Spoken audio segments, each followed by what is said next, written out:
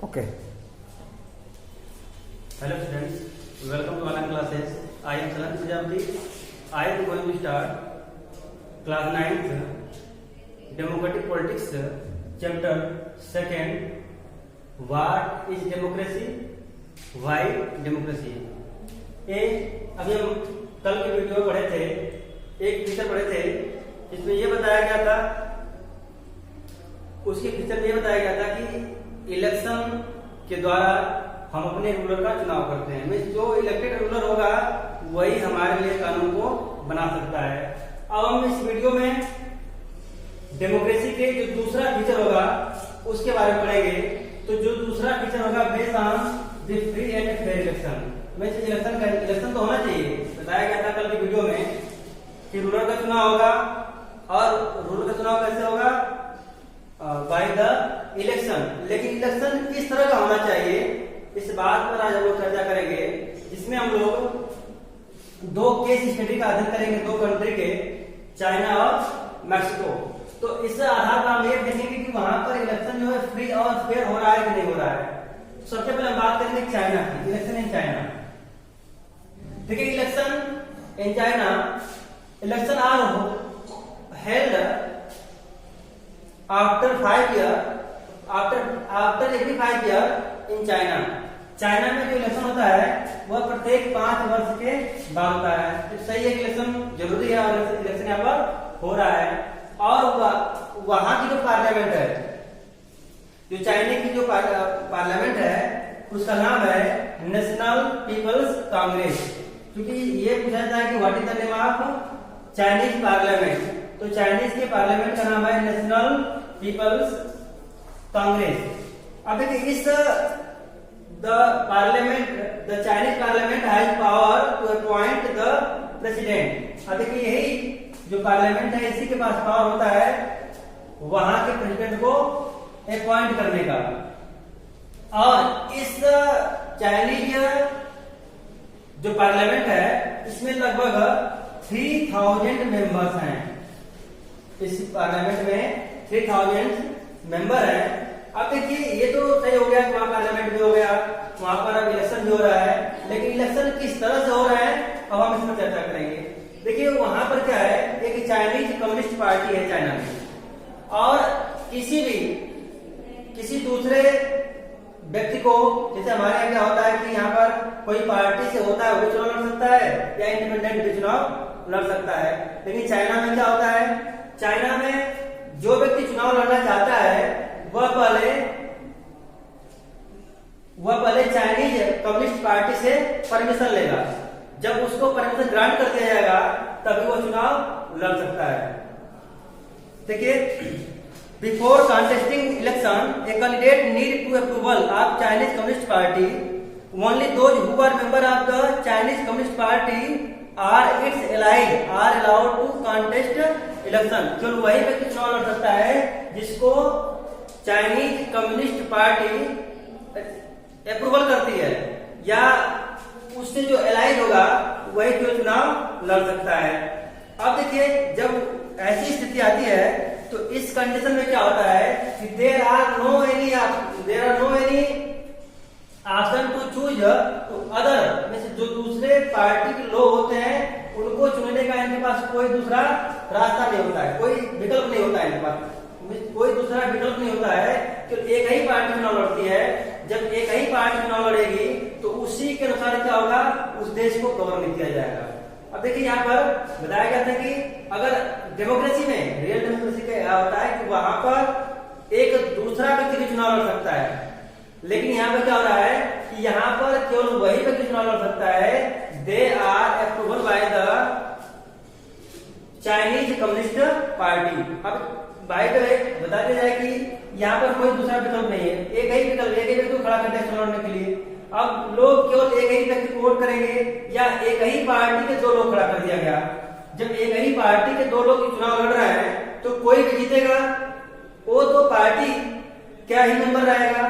तो इस तरह से यहाँ पर there are no any other choice for the Chinese people. Chinese people के लिए दूसरा कोई विकल्प नहीं होता है, कोई दूसरा चॉइस नहीं होता है, वह केवल उन्हीं को वोट दे सकते हैं में से केवल जो उसी व्यक्ति को वोट करेंगे जो कि चाइनीज कम्युनिस्ट पार्टी का मेंबर होगा या उससे रिलेटेड होगा। ये तो हो गया बात चाइना की। अब हम बात करेंगे मैक्सिको। अब देखिए मैक्सिको जो है यह स्वतंत्र हुआ था, इंडिपेंडेंस इन 1930, 1930 में ये क्या हुआ था, स्वतंत्र हुआ था। और स्वतंत्र होने के बाद it hold election every 6 year, यहाँ पे चुनाव हो रहा है प्रत्येक 6 वर्ष के बाद यहाँ पर भी चुनाव हो रहा है। और टिल दी 2000 ईस्वी तक क्या था, यहाँ पर इलेक्शन होते थे, लेकिन 1930 से लेकर के 2000 तक 70 वर्षों तक केवल एक ही पार्टी चुनाव जीतती आई, उसका नाम था PRI। ठीक है, PRI का जो फुल फॉर्म है वह इंस्टीट्यूशनल रिवोल्यूशनरी पार्टी, इसका ठीक उल्टा हो जाएगा ये इंस्टीट्यूशन रिवोल्यूशनरी पार्टी। यही एक पार्टी थी जो चुनाव को जीतते आ रही थी। अब इसका मतलब ये देखिए, इसका मतलब ये नहीं हुआ कि वहां पर जो दूसरी पार्टी चुनाव नहीं लड़ती थी, वहां पर opposition party also contest elections, opposition party चुनाव लड़ती थी, लेकिन but never manage the win, लेकिन वो कभी जीतती नहीं थी। अब वो क्यों नहीं जीतती थी? क्या वो इतना अच्छा काम करते थे कि वो कभी इसको हारते नहीं थे? ऐसी बात नहीं थी। They use the dirty trick for win the election, वे हमेशा गलत तरीके का यूज करके वे इलेक्शन को जीतते थे।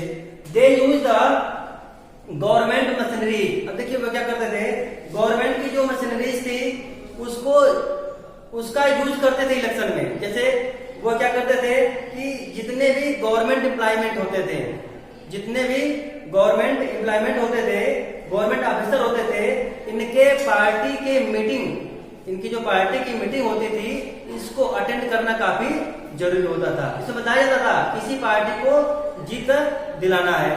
दूसरी चीज होती थी कि वहां पर जो टीचर, स्कूल के जो टीचर होते थे, school teachers are pressure to the children parents to give vote for the PRI party. वहां पर जो टीचर्स होते थे उस स्कूल के उनके बच्चों के ऊपर प्रेशर करते थे, पेरेंट्स के ऊपर, कि आप जो है इस पार्टी को वोट करें। हो गया अभी।